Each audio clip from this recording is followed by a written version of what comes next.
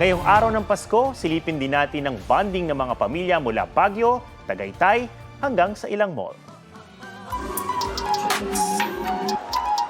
Sinamantala ng marami ang holiday at namasyal kasama ang pamilya at kaibigan para ipagdiwang ang Pasko. Puno ang mga malls tulad nitong sa Quezon City. Mula kainan, mga tindahan at mga palaruan. Pila rin sa mga sinehan, lalo't unang araw ng Metro Manila Film Festival. Ang iba inabangan ang fireworks display ng mall na ito sa Manila Bay. Pati ang Quezon Memorial Circle sa Quezon City dinagsa, may mga nagsalo-salo. Patok sa mga bata ang ilang makikitang cartoon characters, lalo na ang rides, swan boat at mini racetrack.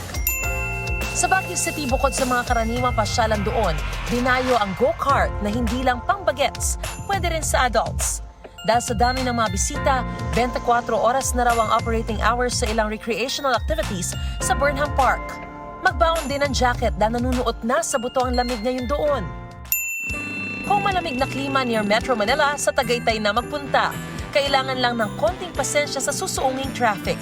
Destinasyon ng mga gusto makahigop ng mainit na sabaw ang mga bulaluhan with a perfect Taal view.